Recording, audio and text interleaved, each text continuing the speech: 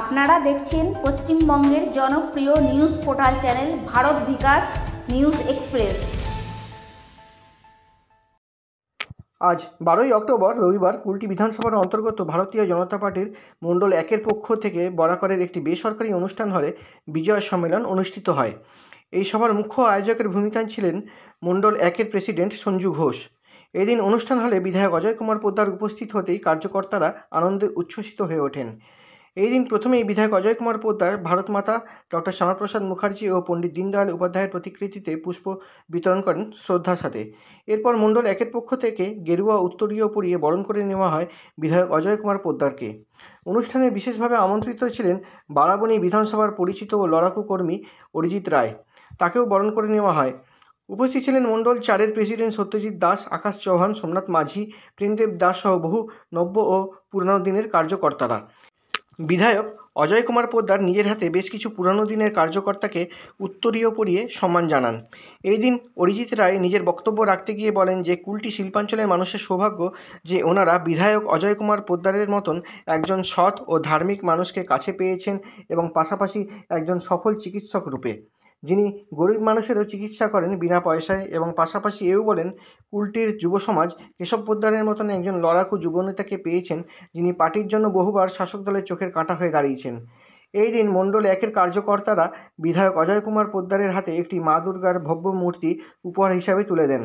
এরপর বিধায়ক অজয় কুমার পোদ্দার তার দলীয় কর্মীদের উদ্দেশ্যে বলেন, আর মাত্র 5 মাস সময় আছে, এর মধ্যে সমস্ত কার্যকর্তাদের আরও বেশি করে নিজেদের বুথে বসবাসকারী মানুষের কাছে পৌঁছাতে হবে এবং ভারতীয় জনতা পার্টিকে পশ্চিমবঙ্গে প্রতিষ্ঠিত করতে হবে 2026-এর বিধানসভা ভোটে। এরপর বিধায়ক অজয় কুমার পোদ্দার আগত প্রত্যেক কার্যকর্তাদের হাতে মিষ্টি ও নতুন বস্ত্র উপহার হিসেবে তাদের হাতে তুলে দেন। সবশেষে কার্যকর্তারা হাসি মুখে ভারত মাতা কি জয় এবং ডক্টর অজয় কুমার পোদ্দার ও যুবনেতা কেশব পোদ্দার জিন্দাবাদ বলে স্লোগান দিতে থাকেন। সাংবাদিক পাপান ব্যানার্জির রিপোর্ট, কুলটি, পশ্চিম বর্ধমান জেলা থেকে। এই বিজয় সম্মেলনীতে সাদর আমন্ত্রণ এবং আপনাদেরকে শারদীয়ার অনেক অনেক শুভেচ্ছা জানাচ্ছি। আমাদের মধ্যে উপস্থিত আছেন আমাদের সকলের অভিভাবক এবং এই কুলটি বিধানসভার জনপ্রিয় বিধায়ক মাননীয় ডক্টর অজয় পোদ্দার মহাশয়, যার আহ্বানে আমি এখানে আজকে এসে আপনাদের সঙ্গে মিলিত হওয়ার সুযোগ পেয়েছি। আমার সতীর্থ জেলার কলিগ এবং রাজনৈতিক সম্পর্ক থেকেও ডাক্তারবাবু এবং কেশবের সঙ্গে আমার একটা পারিবারিক সম্পর্ক, বন্ধুত্বের সম্পর্ক। সেই কেশব পোদ্দারকে আমি অন্তরের অন্তঃস্থল থেকে অনেক অনেক ভালোবাসা। ডক্টর অজয় পোদ্দারকে আপনারা এমএলএ হিসাবে পেয়েছেন। আমি শুধু গর্ব করে এই কথা শুধু এই মিটিং হলে বলছি না, ডক্টর অজয় পোদ্দার এর মতো ভদ্র লোক এই জেলায় বহু কম আছে। আমি দায়িত্ব নিয়ে বলছি, এইরকম জেন্টেলম্যান লোক আজকালকার ডেটে খুব রেয়ার। আপনাদের একটা তার সঙ্গে এক্সট্রা প্রাউড ফিল করা উচিত, গর্ব করা উচিত।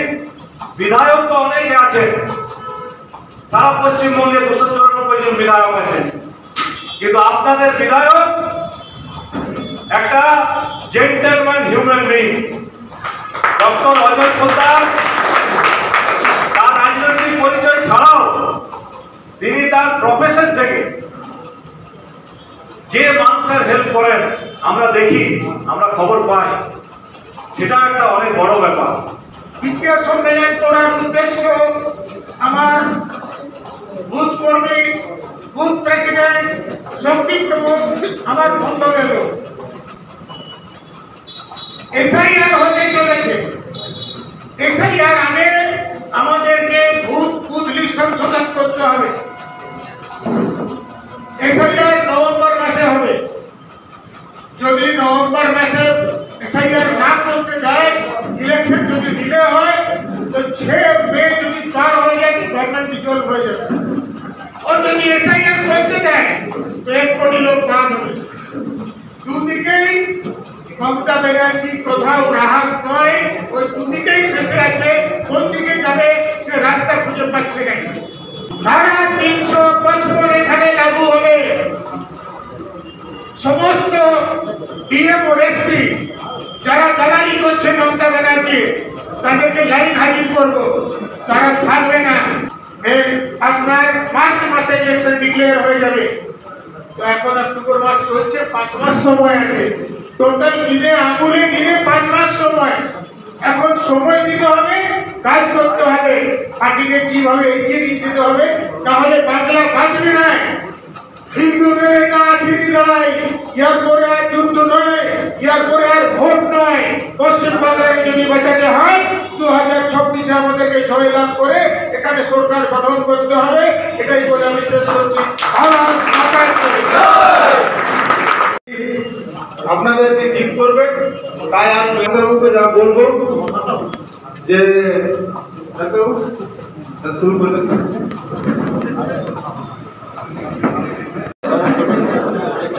আপনাদের মধ্যে মুখ মিষ্টি আর উপহার বিতরণ করবেন।